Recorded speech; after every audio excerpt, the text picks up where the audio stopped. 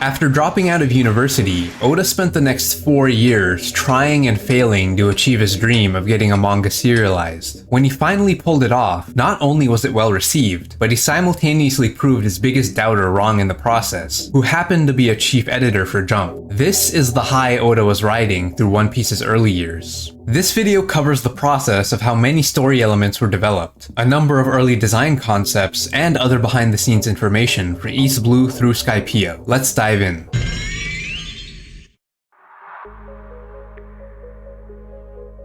I want to emphasize what Oda's mindset going into One Piece was like. He stopped paying attention to what other manga were doing and focused 100% on his own work. He was desperate to make sure that One Piece did not fail. I've only wanted to do one thing from the beginning, and that's to tell lots of stories and make an interesting manga until the end. I'll always fight to make a story unlike anything you've read before. Making something awesome and exciting is priority number 1. He even kept a piece of paper on his desk that, when loosely translated, says, "Try to create an exciting manga." The idea was to capture the excitement he felt reading Dragon Ball as a teen through his own work. So for every idea he came up with, he always asked himself if 15-year-old Oda would have found this cool. That's been his method of staying true to One Piece regardless of how old he got. Oda's first big story goal was to assemble the full crew and head into the Grand Line in a good 80 or so chapters. That didn't quite happen. Truly at the start, I thought One Piece would end in 5 years. And in about a year and a half, Luffy's crew of 10 would have gathered together. I thought of it like a video game, but I was far too naive. It's not that I wanted things to keep getting longer, that's just what ended up happening.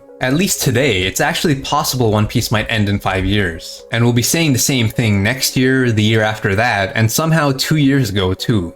Oh wait, that was actually like 4 years ago. East Blue assembled half the crew over 5 arcs. We start with Romance Dawn. Volume 1 of One Piece was one of Oda's most meticulously planned segments of the story, mostly because this was what would make or break the continuation of the series. I talk more about Romance Dawn in this video and won't repeat much of that information here, so be sure to check that out. One Piece's character design process starts here. This is how Oda used to draw pirates before starting One Piece. The outfit on this guy ended up becoming the root of Luffy's design. And this guy has elements of a lot of other characters, Shanks and Zoro included. Luffy was one of the reasons that One Piece got rejected multiple times before serialization. Oda doesn't give him many thought bubbles, so a big criticism was it's difficult to understand what he's thinking. Through some effort, Oda was able to transform this into a core part of his character. I wanted to make him a straight shooting kind of man, so I wrote him in thinking like, if he's thinking it, he'll say it, and actions speak louder than words.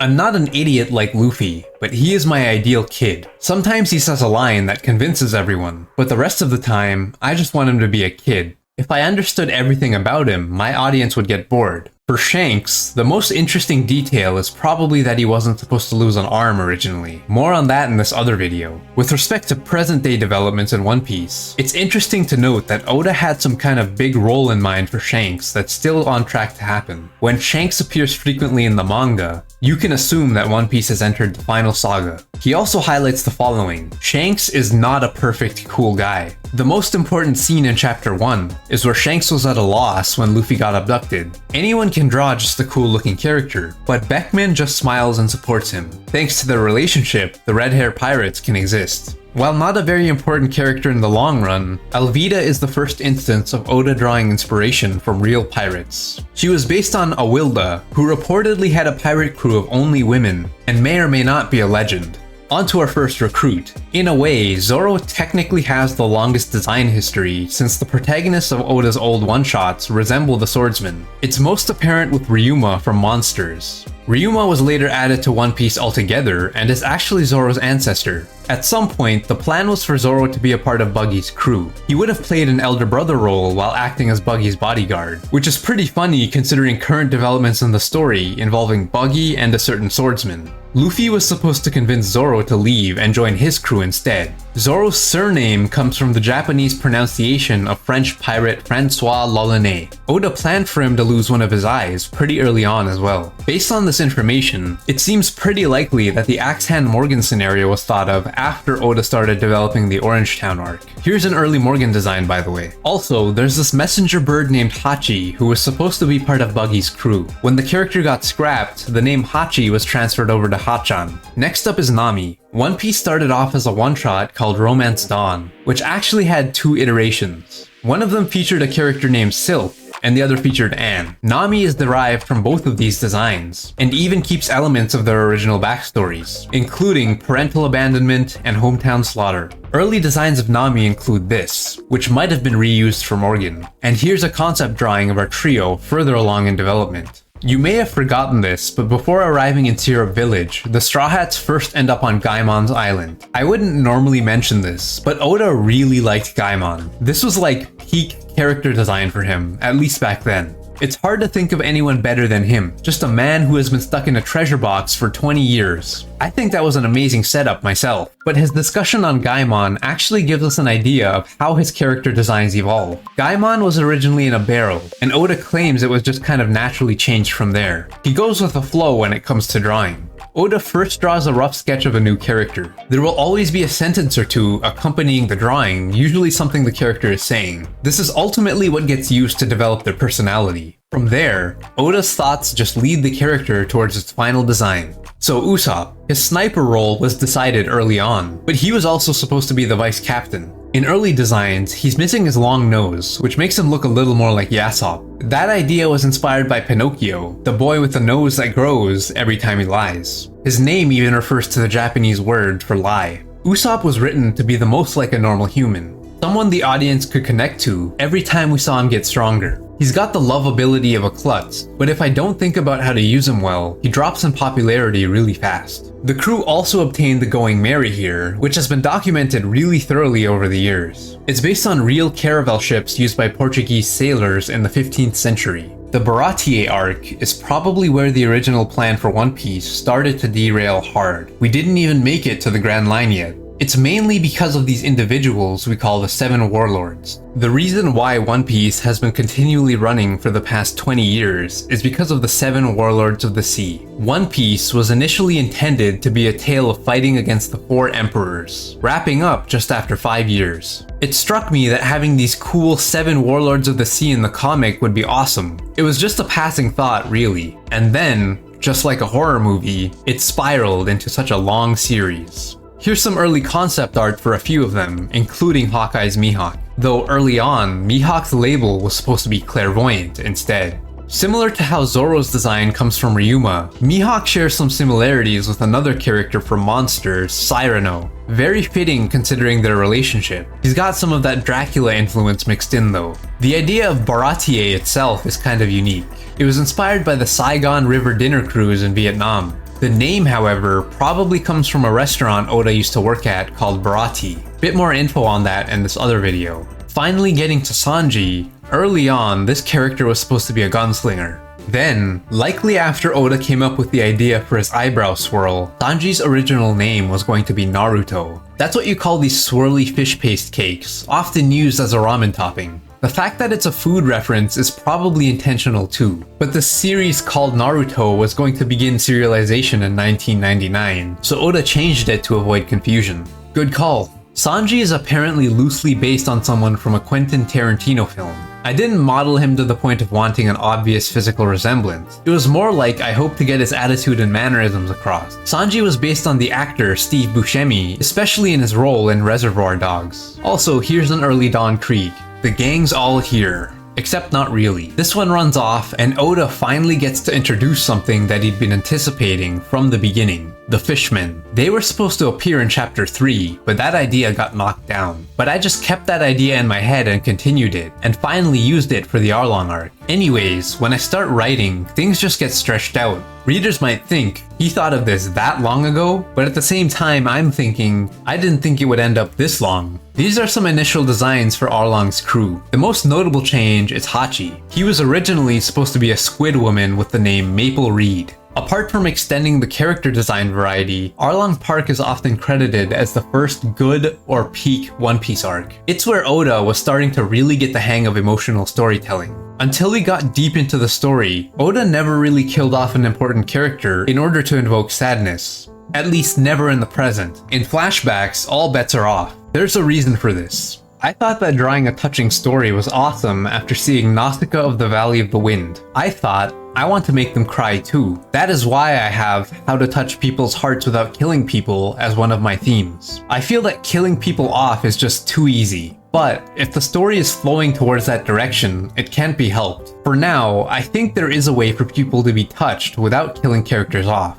I feel like the statement is cheapened by the fact that Oda still kills characters off in flashbacks. That component still carries meaningful weight in most of his arcs. Regardless, by the time we got to Drum Island, Oda had a process for this. An emotional story is just tremendously tiring. Before I make people cry, I'm the one who has to cry alone. When I'm thinking about the form of the story and arrive at, wow, that's what I call a good story, at that moment, the tears just start pouring out. So, if I think about the moving story for as long as 30 minutes, it gets to the point where I won't be able to do anything for a day. If I actually have to draw one of those emotional stories all day, it's just impossible. As One Piece kept on getting longer, Oda really wanted the crew to get to the Grand Line by chapter 100. By the time the Logetown arc started, we were on chapter 96. As you'd expect, Logetown got heavily condensed. However, there's a novel called One Piece Logetown Arc by Oda and Tatsuya Hamazaki that follows the original outline for what this arc was supposed to be. It's basically the same events as in the manga, but with additional story elements added in. In terms of the major additions, Smoker and Tashigi get a bit more development. The Zoro-Tashigi dynamic has way more to it too. Some of the content from this novel actually got used in a filler episode of the anime. Episode 50 revolves around a conflict between Usopp and the bounty hunter Daddy Masterson. He and Yasopp were old rivals.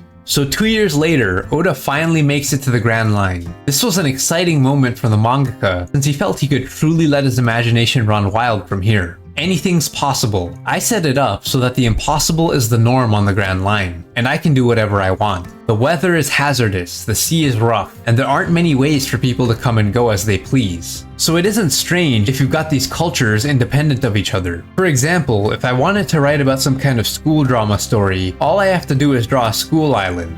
I can go about my own ways as I please because of how I set it up so that anything can happen. It's easy to see why One Piece continued to spin away from its original outline. Oda's having fun and no one's stopping him. So what are the plans for the future at this point? Luffy currently has 4 companions, but there are plans to increase that number. Talking about future developments actually, both the outline and the final scene of the last chapter have already been decided. It's not just about the main character's immediate surroundings. The story should unfold in a way that affects the entire world. The question is, when will we get there? How many years will it take? Interesting comment considering Oda later mentioned that the name One Piece actually has some secret significance. Theory on, guys. As soon as the Straw Hats entered the Grand Line, the first thing they see is this giant whale. We don't see the bigger picture for this plotline for another 300 chapters. Well now, that, consequently, was something I kept under wraps for a long time. Of course, at the time I first drew the Laboon story, I knew there was going to be a skeleton musician appearing. I just didn't have a design for it or know when I was going to unveil it. I really felt like bringing him out sooner, but the story just kept getting longer and longer before I knew it, and I was finally able to reveal him. That's all. I just think of the rough story as these broken up tales, and as far as what order I tell them in or how long to spend on each, well, that's just something where I go with whatever works best. Whenever a sketched out idea for the serial gets the axe, I have to think of another plan, so I just go, oh, I'll just use that gag here. There are a lot of arcs I'll write like that. Also, here's an early Crocus concept. For Whiskey Peak, the main goal here was to introduce Baroque works and set up Alabasta. At the center of all this was Vivi, who ended up playing a much bigger role in the story than originally intended. At first, she appeared as an agent of Baroque works, but I didn't think more about her. But one time I drew Miss Wednesday with her hair down and found, oh, she looks like a princess. I got the plan for the Alabasta Kingdom arc a while before, and then I thought, what would it be like if this girl was the Princess of Alabasta? The Alabasta arc started like that. For that reason, the character Nefeltari Vivi was born. Oda loosely used ancient Egypt as the model for Alabasta, so his process for picking a lot of the character names, including Vivi, involved flipping through books about Egypt. Sometimes it really is that random. Just whatever sounds nice and is somewhat relevant. In the middle of Whiskey Peak, the One Piece anime would start its debut. Oda addressed how involved he was with the anime's production motivation and its own dedicated SBS segment. First and foremost, I am a manga artist. I don't create anime, and that's that. But I do help out with character design for the original anime stories and movies based on my manga. I don't really do much, so I have to entrust the world and characters of One Piece, which I created in the manga, to other people. As for how he felt about the anime, well yeah, as you might expect, I was thrilled it would become animated. Just, I was a little concerned and curious about what kind of people would be making it, so I really hoped they would let me meet the director and producer as soon as possible. This initial concern would quickly go away once he got to know the anime staff. Oda became very confident that the staff really understood One Piece, and soon enough, he even enjoyed watching the show. Even without much involvement in the anime, the TV show ended up reinforcing Oda's motivation to make One Piece as good as possible. My staff and I go to a very noisy Japanese restaurant where a lot of people take their children. There are TVs at each table. If you go there on Sunday nights at 7:30, you'll see the children staring at the TV screens with their mouths wide open, looking silly. They're watching One Piece. When I see that, I never want to let them down. Oda still hasn't forgotten what he set out to do, and now he can actually witness his achievements with his own eyes. Little Garden first introduced the concept of giants and the kingdom of Elbaf. The warriors of Elbaf pay homage to Oda's love for Vikings. The pirates of the north, as he calls them, were one of the big influences for writing One Piece in the first place. Oda mentioned that the fight between Dory and Bragi was particularly difficult to draw, but like with any scene that's challenging to depict, Oda approaches it with the same mindset. It is very hard, I'll admit, but the idea I try to keep in mind as I go is, I bet the readers will really enjoy this one. Next up is Drum Island. One of Chopper's earliest designs looked like this, a tall reindeer walking on two legs. A later iteration of the character looked like this, a striped reindeer with a more mature side, though he was also supposed to have a more playful side, especially when he'd be around Luffy. When it was time to finally draw Chopper in the manga, you might remember that he initially looked like this. His nose would stick out, similar to a normal reindeer's. This would eventually shift into the Chopper we know today, not counting post-time skip, because of the anime. I transformed Chopper into a mascot character when I heard his anime voice. I had a policy of not drawing mascot characters, but Utani Ikue's voice was so cute that I changed Chopper's design. The idea for Drum Island itself originates from a photo he found in a book. If I remember correctly, Drum Rock is located in Canada. The rock looked cool, so I drew an island called Drum Island, with a mountain called Drum Rocky. Thus, the so-called Chopper arc started. The Chopper arc started without specifying the detailed design of Chopper. I keep it in mind that I should draw what I want to draw in those situations. Like Snow is Beautiful. I've created a midriff bearing old female character. So I think Oda might be referring to these rock formations you could find near Drumheller, Alberta. I don't know of one specific rock called Drum Rock, but let me know if this is wrong. Additional elements of the Drum Island arc were also inspired from various books Oda read. When I had trouble deciding on how to wrap up the Drum Island arc, I found a book about environmental pollution. According to the book, yellow snow falls in some cities due to dust from factories. I thought, oh, snow can be colored in some cases. If pink snow fell on Drum Rocky, it would look like a real cherry blossom tree. Wait, Dr. Kureha wears a cherry blossom t-shirt. Wait, the shape of Chopper's hoof is similar to cherry blossoms. Wait, does this mean I can wrap up the Drum Island arc thanks to cherry blossoms? And there you have it, a detailed example of how Oda strings together ideas and comes up with the key elements of an arc. Though he personally attributes the development of this finale to luck. He just happened to draw the mountain in the specific shape you see in the manga. And finally, the first long arc of One Piece, Alabasta. Through the Baroque work agents, we got to see a ton of Devil Fruit users appear, and the distinctions between fruit classes were starting to become more apparent. When it comes to ideas for Devil Fruits, or the One Piece world in general, Oda already had a stockpile dating back to the day he decided to become a mangaka. I have a book with all the ideas crammed in there, so I just open it up when I need something new. In terms of my process, I like to imagine different possibilities. Like, it would be cool if things went like this, or it would be cool if something like that existed. A lot of it is based on people's dreams or desires, like, I wish my arm would stretch out so I could reach that drink over there. Or, for example, there are probably people out there who wish they could freely control their weight with the Kilo fruit. The idea for Baroque works comes from the Baroque movement of 18th century Europe. In my own very simple description, the Baroque movement was absurdly extravagant, excessively ostentatious. Therefore, I made the Baroque works a collection of characters that are each over the top in their own ways. This is pretty evident when you look at the designs of the agents. Mr. 7 and Mr. 8 literally have this powdered wig aesthetic going on. Mr. 2 has swans, though early Mr. 2 looked like this. Robin was most likely the last member of the Straw Hats Oda developed. She doesn't appear in this concept art I've shown before, although One Piece Magazine Volume 10 does mention a botanist character on the crew, which might explain the origin of Robin's devil fruit abilities. The actual plant characteristics for that guy were probably reused for Usopp's post-time skip arsenal. The character model is inspired by Mia Wallace from Pulp Fiction. This is a shipwright, by the way. We also have Ace in this arc. Firefist's design hasn't changed a whole lot from his initial concept, but his name was originally supposed to be Portgas D. Lang. You might remember that in early One Piece, Whitebeard's Jolly Roger incorporated the Manji symbol, and so that's what we saw on Ace's back. When it was time to depict it in the anime, they had to change it. For reasons. The same thing inevitably happened in the manga soon after, and that was how we got this bone cross motif. Major spoiler for the Marineford arc coming up, skip to this point if you need to.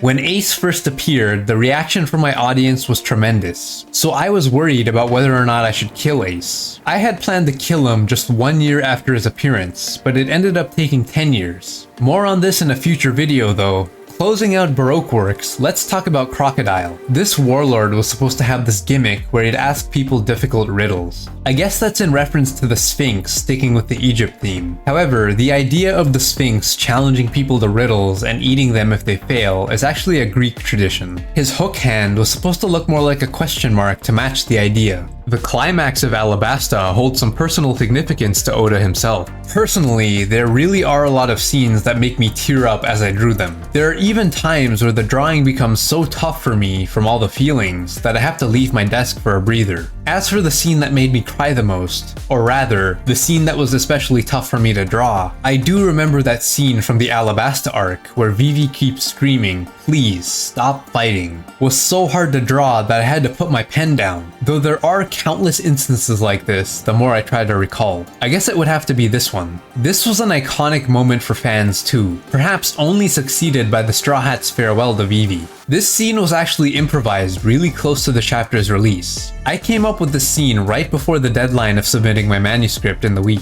It's now become one of the most memorable moments across the entire series. Good example of how planning and improvising both have their strengths in Oda's writing. The Jaya arc has a lot of long game setup. The first use of the term hockey occurred here in chapter 234, though interestingly enough, this was removed from the official Viz translations. To be fair, they couldn't know the significance of the term to the series, much less what it even meant at that time. And that initial name drop comes from none other than Marshall D. Teach. Teach draws a lot of inspiration from the real-life Blackbeard, Edward Teach. Real Blackbeard is Oda's favorite pirate, and it's very evident that he's done a lot of research on the man. Character Blackbeard's mannerisms take a lot of influence from the real Blackbeard as well. Both of them rose to infamy in a short amount of time. Both of them betrayed a fellow pirate to gain power, and they both accepted a government pardon at some point. Given the trend, character Blackbeard's story might end in a way similar to real Blackbeard. Here's an early concept for the character. His original name was Everything D. Teach. Edward Newgate is also introduced in this arc. He seems to be a spin-off of real Blackbeard, even having the same first name. The iconic crescent-shaped mustache likely comes from Galley, who actually predates One Piece. He was the antagonist in Romance Dawn Prototype 1. Having the label Strongest Man in the World, Whitebeard continued the ever-growing list of strong old people in One Piece. I love old dudes. I think that both men and women grow deeper and more interesting as they age. They're often fascinating figures. However, reality means that you also grow physically weaker as you age. I've always had a deep disgust for young people who insult and disrespect their elders for this inevitable fact of life. So one of the fantasies that I depict in One Piece is a world in which old dudes, old ladies, grams and pop-pops are still kicking butt and taking names. You'll be old like them one day too. Wouldn't it be cool to be this tough? Yes, this is the real Viz translation. Kuma was introduced in this arc too. In his original concept, he was supposed to have a ship's wheel sticking out of his head. I thought a setup where a ship's wheel wound up in someone's head would be hilarious. So I considered using it on Kuma, but a ton of guys with exactly the same design were going to appear in the story. So it didn't work out and I gave up on it for the time being. The circumstances allowed me to use a plan that I intended to draw eventually. He's talking about Shiki, who later used the design idea. Oda had decided that Kuma would perform the actions he does in Sabaody Archipelago pretty close to when he was introduced. I haven't even mentioned Doflamingo, the Five Elders, or Bellamy, who also debut in this arc, but we'll eventually get back to them in future points in the story. Moving on to Skypiea, the island itself takes a lot of inspiration from Guatemala. The architecture in Shandora in particular resembles that of the ancient city Tikal. The city of gold aspect of this arc likely takes inspiration from El Dorado, the legendary city of gold that's supposed to be somewhere in the Americas. Extending off of that, it's likely that the Shandians are inspired by the indigenous people of Central and South America. The conflict between Skypians and Shandians over Upper Yard somewhat resembles that of indigenous peoples versus European settlers. This is of course mixed in with the sky theme. Skypiea reminds me of when I'm flying in a plane and see clouds below the window. I think if you go there, even a grown-up couldn't help but be excited. The moon and/or sky people follow suit. Here's an early design for Conus. Originally, Nola's role was going to be taken by a giant land octopus. This guy did eventually get repurposed in the One Piece film Strong World. I don't know if you could say it's a favorite, but the forest octopus was something I originally planned to use in the comic in the Sky Island arc. I actually used the snake instead of the octopus on Sky Island though. There are a lot of animals I didn't or couldn't incorporate into the comic that are in the movie. At the center of Skypiea's conflict is Anno. Claiming the title of god, his design incorporates a number of religious elements. The tomoe drums on his back reflect the Shinto thunder god Raijin, and the elongated earlobes reflect the most common depictions of Buddha. He's also the first big boss to use haki in the form of mantra. Oda intentionally depicted Anno with a calm and collected personality so that he could invoke a bigger reaction from the audience when that gets flipped. Namely due to the large contrast when he gets thrown off by Luffy's lightning immunity. With present-day knowledge, Skypiea might be more meaningful to the story as a whole than we initially thought. After defeating Anno, Luffy does metaphorically become an enemy of the gods. Then there's this scene, which looks suspiciously similar to something important. This isn't the end of Skypiea Party, but it is one of Oda's top 3 favorite scenes in all of One Piece. I think the instruments and the silhouette right here might be the primary reasons why. Oda frequently shows off character silhouettes in the manga. Usually it's used to foreshadow a character we haven't seen yet, well before they're actually revealed. He believes that characters should generally have a recognizable outline, and his art style usually reflects that. Things like how muscular the body should be to go with a certain facial structure is something that in the end, I pay no attention to though. The times where I've created a character silhouette that no one's ever seen before, those moments make me the happiest. And once I've created it, I want to use it as quickly as possible. I create episodes for just that reason. I do that over and over so the story gets longer and longer. To conclude, let's look at all 3 of these sagas as a whole. I briefly touched on this when talking about Arlong Park, but in general, One Piece's approach to violence, deaths, and killing so far hasn't been extreme. Oda has made a number of comments as to why, but to put it simply, the idea is to try and make the series fun and exciting without resorting to increasing violence. When a difficult battle is over, I don't want to see someone die, so I generally don't kill people. It's not an absolute rule, but I want to keep a good aftertaste. As the serialization progresses, battles inevitably become more intense, and the amount of bloodshed increases. But I think we need to show a variety of fun things other than escalating bloodshed. Luffy fights using his ability to stretch his limbs like rubber. This was designed to make even intense battles look more interesting. Even when he's fighting seriously, he looks like he's goofing around. In Oda's mind, having Luffy defeat the series' antagonists in battle is sufficient. Why doesn't Luffy kill his enemies? Because in that era, everyone uses their lives to fight for their dreams. For an enemy, when their dream has been shattered, it is the same as losing a fight, and as painful as death. I believe that as pirates, killing or not killing is secondary to victory or defeat. I think this next statement sums up the idea Oda was going for pretty well. If you compare Luffy to an action star, he's not Bruce Lee. He's Jackie Chan. Whatever cool reason there is for his clashing with an enemy, it's much more interesting if he's normally a dimwit. And of course, there's the party scenes. Parties are Oda's ideal way of showing friendship, so he wants to add them in. Character deaths generally ruin the mood for a party. If a close friend or enemy died, I probably couldn't draw a fun party scene. You might have noticed that every arc has a couple specific panels that are really memorable. A lot of the time, this is by design. Before I create the story of an arc, I think of the impressive panels I want to draw. I weave the story towards those scenes, so I'm confident that the highlights will be awesome, no matter what my fans might complain about in the middle of an arc. And finally, I leave you with this. When I start an arc thinking, this arc will end in 30 chapters, it usually takes 3 times as long, 90 chapters. In fact, the story far in the future is the clearest. I have had a clear image of the final saga and the final chapter since the beginning. So, 3 times longer than anything Oda says. He seems to imply that since the endgame is well defined, there won't be extra additions, but I don't trust him. Things only get more interesting from here, both behind the scenes wise and content wise. Longer sagas, some gears, a war, and also deteriorating health, loneliness, and pain. The previous part and the next part, assuming it's out, should be on the screen. Check them out and stay tuned.